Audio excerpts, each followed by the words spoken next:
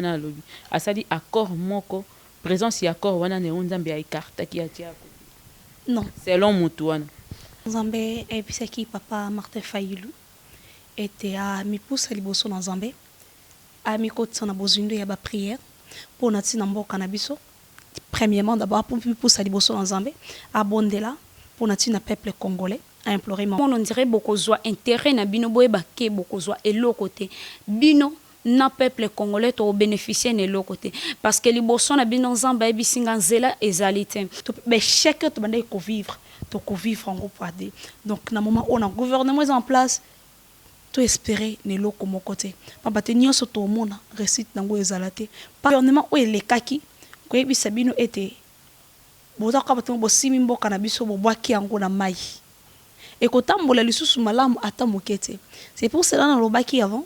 ete passe oyo tozovivre na moment oyo nzambe alobi ete tokovivre yango fois 2 nzambe akofrape koleka même gouvernement oyo eutaki koleka. Chers abonnés à Babil TV télévision oyo emesana komela bino basango nzambe apesaka na monoko ya basali na ye toye lisusu lelo pour une fois encore koyebisa bino bo s'abonner massivement parce que biso na bino tina lola tina suka tokokoma na makambo oyo parce que nzambe oyo apona ba oyo ya ye pona koya kolobela bino azali wana toujours matoi ya ba oyo apona ezali toujours na l'écoute ya nzambe oyo apona bango yango ngai na lobi biso na bino tina lola po tango wana nde kokokisama ya bilaka ekosalama tozokota tozoyemba tozo rappeler na makambo tozali kosala uta na mokili pe na lola tozobina na esengo yango nasengi bino bo s'abonner lisusu massivement na chaîne télévision na chaîne Babil TV oyo ememelaka bino basango ya bonzambe kati ya bandako na bino mpona lelo toyambi lisusu mpona bino baservante de Dieu prophétesse Rebecca na maman Priscilla lelo baye ko bakisela biso susu en plus par rapport à oyo tolobaki la fois passée lelo ba opesa biso ba betela biso lisolo ya oyo nzambe alobi na tina ya bato baboyi koyoka nzambe suite na bango biso nyeso toyebi ndenge nini ezalaka Jonas akimaki voix ya nzambe me nzambe alandi eti akoti na libumu mbisi moto moko avana na kati ya libumu mbisi kombo na ye Jonas likolo ya désobéissance yango lelo na lekani mbala moko kopesa mbote mingi na ba oyo toyambelaka bino souvent bapeselaka bino basango ya bonzambe na mokili oyo yango na pesi bonjour prophétesse Rebecca. Bonjour sœur Marie. Na pesi pe bonjour maman Priscilla. Bonjour maman Marie. Boni bonzambe ndenge totunaka toujours. Bonzambe etambola malamu na ngolu na ye moko nzambe. Bonzambe etambola malamu mpona biso nyonso bana nzambe bonzambe etambola malamu maman prophétesse lelo sango nini oyeli biso de la part de Dieu. Lelo na ekoyebisa peuple congolais mobimba tout le gouvernement où ils sont en place pour le moment ainsi du l'Éternel au Nzambe apesaki langa pona tina mboka na biso ya Congo na makambo yo ko sala moto to le gouvernement oyo tozana ngo en place au tout la direction ya pouvoir na bango bévénement oyo koya to vie au peuple congolais et ko vivre pendant 5 ans oyo nyonso. Pendant 5 ans oyo nyonso oyo totosi nzambe te to pe oyo bato si nzambe te to pe bakonzi bato si nzambe te nzamba lobi ekobanda ndenge nini eko évoluer ndenge nini pe ko suka ndenge nini. Lelo na eko yebisa peuple congolais était nzamba yebisi ngai na yebisa gouvernement oyo en place était le collaboyo ki nzambe te depuis le collaboto si mobeko na nzambe te bosali oyo bino bomonaki esengelaki kosala bosali oyo ezalaki malamu te na miso na nzambe mpo na ntina peuple congolais nzambe ayebisi nga na yebisa bino ete chasseresse moka makasi ekokota na kati na mboka na biso bamporte nyonso tozali komona na kati na mboka na biso eloko moko ekochange ezali te vie na biso ekokoma vraiment na pasi pendant 5 ans oyo mobimba misala ekozala lisusu te lolenge oyo esengelaki ezela to mpe kolia ya peuple congolais mobimba ekokoma na pasi parceke biloko ekomata le plus en plus koleka lolenge oyo na moment oyo ezaleli parceke nzambe abetekangi baporte nyonso ekokoda basource revenu mpo na ntina peuple congolais nzambe akangi yango nyonso à cause ya obéissance donc à cause ya manque ya obéissance ya gouvernement oyo euti koleka na oyo ekomi en place na kati na mboka na biso ya Congo. C'est pour cela kanda na nzambe eza vraiment likolo na mboka na biso ya RDC. Kanda na nzambe eza likolo ya mboka na biso RDC maman prophétesse Rebecca mikolo elekaki totalaki na ba etandoike na biso nyonso tomonaki l'un de parti à la muka alekaki alobi que continuer na ba mouvement massif et tout ça là jusqu'à ce que déstabilisation et salama et réveiller qui population na ndenge moko ya bien te bato ebele ba interpréter ngo na ba ndenge ebele ozobanga te ke bazwa yango basangisa yango na liloba wana ndenge olobi ete oyo nzambe alobi est-ce que ezali prophétie de malheur ekomi okoya na mboka oyo to ezali nini? Ezali prophétie de malheur, tout comme ezali prophétie de malheur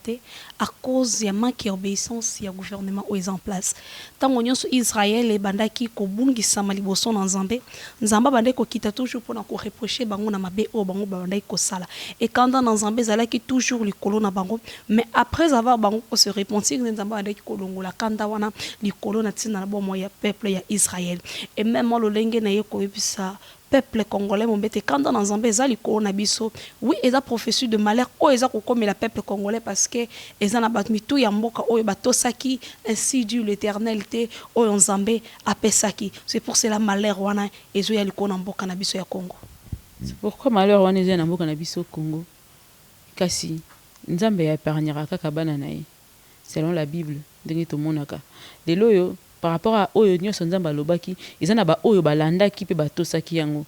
lelo bako souffrir kaka na kati ya kanda ya Nzambe wana parce que bango quelque part bango te mutu nini batosi Nzambe te ezali na groupe ya bato moko nde batosi Nzambe te o bayebani mokili mobimba est Nzambe ko frapper kaka bato wana to ko frapper Congo mobimba parce que eza na ba oyo pe basalelaki l'ainsi dit l'Éternel o bayokaki na monoko na noko ebiso na kati na Israël. Donc, barwa bandai koto sans embêter. Israël mon bandai ko périr na conséquence. Au putain izalaki Israël mon bandai mutu bandai ko sala mabe. Izalaki na ba parti ya peuple mususu bandai ki pe koto sans embêter. Mais tant ezaki na ba mitu moko ya mboka bato sans embêter, malheur on est okita liko na ba descendant na bango nyonso. Et le même moment le lingue Nzambe ay ko bana kat na bomo ya peuple congolais. À cause ya manque d'obéissance ya bato o bazalaki na gouvernement passé, o bazana gouvernement présent. À cause na yango nde Nzambe ako frapper mboka na biso na chasseresse pe na kufa na kat na mboka na biso ya Congo parce que mitu ya bato o bazalaki liboso o bayebaki nini o Nzambe lingaki po bamonaki nini o Nzambe asali mais bo ba boy ko mettre yango en pratique à cause na yango nde kanda na Nzambe kiti likolo na peuple congolais pe kiti likolo na mboka na biso RDC était Nzamba lobi chasseresse okota na kat na mboka na biso eloko moko eko marcher lisusu te jusqu'à ce que mawane ko ya ko kita likolo na bomo na biso mais côté mawana ko ya ko kita likolo ya bomo na biso ekozala quand mawana ils ont déjà précis ou bien c'est carrément après ces 5 ans il y a gouvernement et que le gouvernement ceux qui sont été ça dit sous 2 mandats donc congolais continuer à vivre ko bila pas si wana gouvernement oyo et ça la 2 mandats parce que liboso nango récite ezalité parce que liboso nango mupanga na Nzambe setelemaki déjà pour na kokata yango mawa na Nzambe ekokita likolo na peuple congolais na moment où Nzamba kolongola ngo en place tant moment Nzamba kolongola gouvernement oyo en place tout olani na bango ministère na Nzamba kolongola bango en place dès na moment nde mawa na Nzambe ekokita likolo na peuple congolais mobimba mais pendant 5 ans oyo mobimba il y a malamu ekoya te mais ya mabeka kande koya tant nous autres échec ekoya sur tout le plan na niveau ya football to pe na niveau ya finance to pe na niveau makambo nyonso to koki ko sala na kat na mboka na biso eloko moko ko réussir ezate vie au peuple congolais au vivre Nzamba ebisingete et ko vivre ngo lisusu fois 2 misala o tozo zanga to kozanga yango lisusu plus en plus ko lia o tozo zanga to kozanga yango lisusu o to bandaki kozwa na mo facilité Nzamba ebisingete to kozwa ngo lisusu na difficulté makasi alors nyonso to koluka et ozela biso lisusu na facilité te parce que à cause il y a manque d'obéissance il y a gouvernement passé et un gouvernement où il est présent nous c'est que comme la biso passe selon ce que Dieu nous a dit au travers de la bouche de sa servante la prophétesse Rebecca. Il y a un verset biblique qui nous dit si mon peuple sur qui est invoqué mon nom s'humilie et prie cherche ma face on a vu aussi il y a eu un roi dans la Bible où Nzamba katela qui est kufa kasi akei pene akei pembeni afukami abondeli aleleli nzambe nzambe achangeaki décision na ye abakiseli lisusu 15 ans de vie. Est-ce que nzambe lelo soki bana na ye basangani par rapport à message wana basengi ye papa miséricordieux ayoka mawa alimbisa mabunga ya biso bato nzambe olimbisa te? Est-ce que possibilité ya kolimbisa ezali te parce que nzambe wana aza nzambe oyo atonda mawa pe atonda bolingo? Possibilité nzambe kolimbisa biso ezali na moment oyo biso tokose simuli liboso na nzambe, na moment oyo gouvernement oyo eza en place ekozonga na makolo na nzambe, ekosenga nzambe bolimbisi mpe ekotika biloko oyo bango bazwi oyo ezalaki ya bango te. Na moment wana nde nzambe akokita mpona kosenga mpona kolimbisa biso. Alobi bien si mon peuple sur qui est invoqué mon nom s'humilie, prie, cherche ma face, ils se détournent de leur mauvaise voie, je les exaucerai du ciel. Donc ce que le gouvernement est en place et se détourner na ba mauvaise voie na yango et tiki o bango ba simbo eza ya bango te, en ce moment là nzamba ko kita a olimbisa biso. En ce moment là nzamba ko kita ko olimbisa biso. Espérons que ndenge tozosala ba émission oyo to ndenge ozoleka mpona kopesa lisusu sango oyo ezokomela tize na bakondi nyonso na baye oyo nyonso bayebi vérité ya makambo oyo biso tozolobela mpe ndenge nini esengeli oyo bauti kopesa biso pa prophétesse Rebecca pour que mboka oyo ekota na kati ya kolela te na kati ya milelo te na kati ya pasi te. On connaît déjà la formule, notre procédure on le connaît déjà, donc à vous de faire quelque chose peuple congolais bokomisa ba ona nubo batalité na kosenga na bino bo partager sous cette émission davantage pour que comme la ba mboka et comme la ba autorité pour que ba yeba ya solo nini esengeli pona bango basala pour que mboka oyo ebunga topé ekende lisusu liboso mena yena nuna pembeni ya mama précide par rapport à nyonso prophétesse Rebecca alobi eloko nini okoko yebisa biso to ko yebisa peuple congolais attitude nini il faut ba adopter pendant temps où il y a sécheresse il y a pas si oyekoza. Merci Zambe apambola ba onyoso bazolanda biso abakisela na bango ya ebele ba onyoso balanda kabiso Zambe tango alobaka likambo pe akokisaka ngo pa komisaka ngo tikino na suka. Zambe apesenga message na pesa peuple congolais nyonso na 10h alelo tango to bandai koluka elongi na ye koyebisa peuple congolais nyonso eteke Zambe akofongola nzela pona bino mais soki gouvernement na biso enzimi procédure o Nzambe akolinga komemela bango yoki elobeli ya Nzambe et puis Nzambe lobaki bonheur eza liboso na biso mais avant to simba bonheur ona il faut to luka elongi na ye il faut ba oyo bazo mema mboka na biso ba luka vraiment kozonga na makolo na Nzambe et puis koluka eloko nini sengeli pona mboka na biso. Nzambe bisenga susu na passer message pona gouvernement o est en place. Nzambe singa na yebisa bino eteke oyo bozo kanta ko sala tope oyo bozo sala boyebake liboso na bino nzela ezali te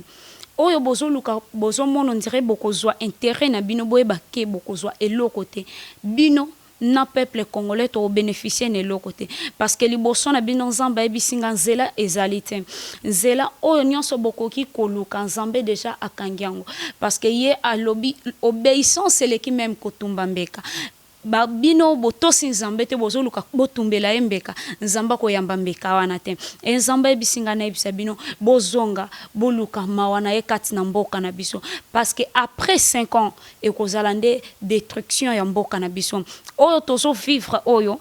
ekozala plus pire parce que Nzambe tango akitisaka kanda na ye mawana epezalaka mais avant mawana ya il faut kanda na ye na noesila et puis Nzamba ebisaki nga na ye ebisa ba oyo nyonso ba landaka biso ba oyo nyonso bazotala biso koyebisa na bango eteke pasi oyo bazoluka kosila lelo te parce que bolamu eza nanu te mabe ezali nanu mais Nzambe aza na posa alongola mabe wana ekolongwa soki mabe wana ekolongwa soki batu batosi Nzambe Nzambe azosenga na bakonzi ya mboka na biso batosa epe bayoka Nzambe ebisinga na yebisa bino ayebi ke boyokaka ete ayebi ke oyo bosalaka yango wana te eza kati na bino oyo boluka kolakisa na peuple yango wana te eza kati na bino mais cette fois-ci Nzambe ko frapper koleka même gouvernement oyo eutaki koleka. nzambe alobi akofrape koleka même gouvernement outaki koleka prophétesse Rebecca lelo par rapport ya frappe oyo nzambe azobeta na kati ya mboka oyo par rapport ya est-ce que bato bayoki ete je voulais juste mutu moko poser question alobi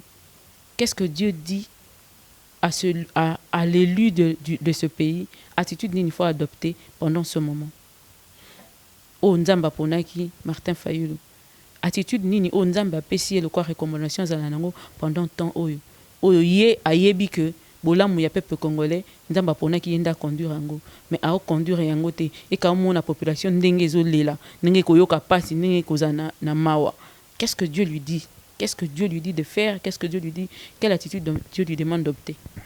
Nzambe ebisaki papa Martin Fayulu était à mipusa liboso na Nzambe a mikotisa na bozindo ya ba prière pour na tina mboka na biso premièrement d'abord pour mipusa liboso na Nzambe a bondela pour na tina peuple congolais a implorer ma wana Nzambe pour na tina peuple congolais pe ya mibale Nzambe ebisaki azala toujours wana pembeni ya peuple congolais na moment ya détresse na bango nyonso azala toujours wana pour na ko soutenir bango pe azala toujours wana pour na ko mema bango na sika wapi réussite na bango ezali pe azala toujours wana pour na ko yebisa peuple congolais lolenge kani esenge na bango kotambolela pour que bakoma tikino na port désiré na bango attitude na ezali ya kopusa na penepene ya nzambe pour na koyeba bo comprendre que nous tournons cette émission avec beaucoup de douleur dans nos cœurs parce que tant on nzambe alobi azo frapper mboka moko to peuple moko ça fait vraiment mal et toyebi déjà solution mais on se pose la question est-ce que bato bazali désigné pour na kopesa solution wana lolenge nzambe asengi bakondima parce que bokondi ya mboka ya mokili oyo pour na ko se séparer nango ezalaka difficile mais kozala malamu mingi soki totosi nzambe elongo nde tokomona mboka oyo ko évoluer parce que Congo sans Yesu na yebite uta kala bayemba na banzembo ete Congo soki ngolu te to yebite ndeni to vivre siko soki ngolu te to vivre na ngolu siko nzamba beta lisusu pasi yango kozala ya niveau nini mama Rebecca déjà bato bazolela déjà baolela déjà na niveau oyo to yebi susu te on passe dans la rue na moni na ke ko sala émission moko na bato bazo souffrir et perturba qui vit na lalité pendant 2 jours. Pourquoi? Parce que na moni bato mutu pona 45 000 akanga mi na hôpital pendant 2 mois. 45 000. Je me pose la question, Seigneur, qu'est-ce qui se passe dans ce pays? Et si Dieu va encore frapper? Donc ils apprennent 5 000 fois bato babimaso na hôpital te. Oui. Et comme lolengi wana parce que nyonso na pays na biso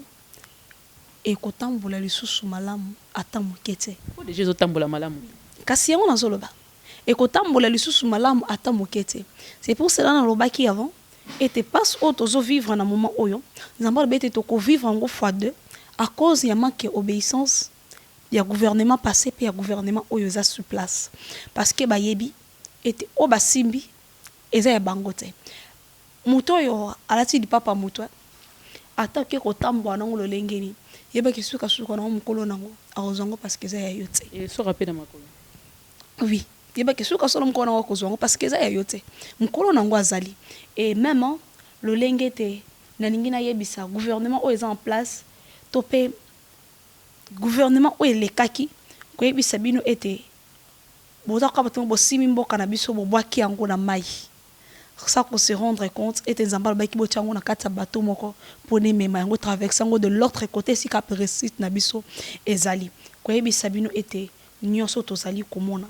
mais chaque to bande ko vivre en groupe AD. Donc, na moment où on a gouvernement en place, tout espérer ne lo comme côté. Papa tenir sur tout le monde, récite nango ezalate, passe tout le monde, tu ebake. Tiki no na moment où wapi Nzambe a décidé longwa. Tiki na moment où wapi gouvernement oyo. Et kolbete non, tous on giso eza bisoté. Na moment où anande peuple congolais et au CPLA. Je vois que nako tali sa image moko. Mais je pense peut-être qu'on va en parler peut-être longuement prochainement. Nakati ya image wana papa moko aleki na télévision aza pe prophète. Alobi que Nzambe asali o asali na Congo pour ayibi pour na nini asala kiango parce que papa Martin Fayulu akene ko s'associer na présence moko ezalaki ya Nzambe te. Yo ko koloba nini par rapport nango. Na kolakisa pe image wana okomona nango. na kolobelo komoko Nzambe aloba pamba te to pe Nzambe alakisa pamba te soki alakisi c'est qu'il y a quelque chose eza caché quelque part nayebi te lolenge kani Nzambe asololaki na ye me ngai naza wana na papa Martin Fayulu ntango nyonso ngai nazotambwisa na travers baprière nayebi ete papa Martin asimbi eloko moko te oyo eza le contraire ya o Nzambe asali accord moko ndenge mutu wana alobi asali accord moko présence ya accord wana ne o Nzambe aikartaki atia non selon mutu wana non asala accord na mutu moko te rien qu'à s'attacher na Nzambe rien d'autre elo mosusu asali oyo eza en dehors ya oyo Nzambe ezali te to peza na accord moko te asignaki en dehors ya oyo etangi kombo ya Nzambe eza te. Selon image wana, le monsieur dit que bah écarté pour s'associer dans mutumoko parce que ce cas s'associe à quitter mbele makambo o nzamba loba ke salami tant que ça pour nzamba ko sakate ndenge salamité c'est que eza eloko wana ndi mutu empêcher par là non répondre non eloko moko te na yo ki message na yo kitanga ya kotune pa ina Nzambe non répondre na précédente émission koya. Merci beaucoup sœur Rebecca Lobela pour nayebi pe que ce qui et salamaki bongo linge ko zo mo alerte moko de la part de Dieu maman prophétesse Priscilla elo oni ne ko yebisa bana Nzambe par rapport ya ce qui arrive na o Nzambe alobi. Merci beaucoup maman. Attitude ya bana Nzambe siko liboso tolobela ki peuple congolais nyonso en général na bana Nzambe parce que tango ko beta na ba yebasambela te ba komona conséquence nango mais attitude nini bana ya Nzambe faut bazala nango na période de un ils en ont prière ko bondela et pas en Nzambe était que Nzambe wana akita asala ngolu na ye de deux nangaki na pesa moi réponse mokena mosakoli oyo atakoloba problème ya Martin Fayulu et pas en Nzambe erreur ezalaka te pona Nzambe asaela moto atalaka mutu moko te non tope empêchement moko epai ya Nzambe ezalaka te Nzambe asalaki na lolenge esengelaki kotambwisa président Martin Fayulu eza te mpo na sasosaki to mpe asa société nde yango Nzambe asali te eza Nzambe pamba te aza monene tokoki kolimite ye te tokoki mpe kopesa ye programme na biso te lolenge biso tozokanisa asalaka na lolenge ye amoni eza ya malamu mpo na mboka na biso Nzambe apambola bana na ye nyonso na kosengana na bana na Nzambe ba oyo Nzambe ayebi to mpe ba oyo bayokaka mongongo na Nzambe bapusana liboso na Nzambe tobondela kosenga mawa na mboka na biso pamba te affaire oyo e concerné bino bozolanda biso na biso nyonso tobondela koyebisa Nzambe ete ke akita yende asala kati na mboka na biso tosenga Nzambe akita pe asala na kati ya mboka na biso mama prophétesse Rebecca pona lelo je crois que yango nde message ya ko pesa biso to mususu etikali ona no lobite yango nde message na ko pesa na peuple congolais mobimba. Merci beaucoup. Un mot de la fin et puis recommandation ni nyoko tikela bana ya Nzambe nyonso pona avant que de clôturer l'émission. Mot de la fin nangeza été gouvernement est en place nako senga na bino boyo kanzambe soki bolingaka peuple congolais soki bolingaka mboka na biso ya RDC bosa la volonté divine et kozala malam mingi pena koyebisa na peuple congolais mobimba ete topusane pa ina Nzambe pamba te elongo moko na Nzambe nde tolonge tumba oyo elongo moko na Nzambe nde tobima balongi liboso na ba nation nyonso ko se présenter liboso na biso ete peuple congolais to continue toujours na ko prier to tika Nzambe te nebete Nzambe oyo alinga Congo Nzambe oyo apona Congo ayebi pona nini tozo passer na étape oyo na ebete ye akoya no secours na biso na moment oyo esengeli to perdre espoir te Nzambe azali elongo na Nzambe nde tokolonga elongo na Nzambe nde Congo ekende liboso elongo na Nzambe nde Congo ekozwa griffe ya sika s'il faut le dire libanda ya Nzambe eloko moko te ezali yango na peuple congolais recommandation bapesi yo bapesi nga bapesi pe biso nyonso elongo na Nzambe nde tokolonga ndenge tokolonga elongo na Nzambe Congo ezaka mboko moko Nzambe apesa biso toko changer lisusu mboka mosusu te ata okomi français bakoloba d'origine congolaise ata okomi américain d'origine congolaise balobaka origine esika wapi yo uti esika wapi bakunda motolo na yo kobosana te sambela pona yango pe bila nzambe oyo te kongo eyoka bonsomi pe vivre bonsomi nango bana nzambe nyonso ba abonné nyonso ya Babil TV tokutani très prochainement na émission ya sika na ba avertissement to pe na ba message nyonso ya sika nzamba kopesa na monoko basali na ye nzamba pambola bino pe grâce chez vous. Au revoir.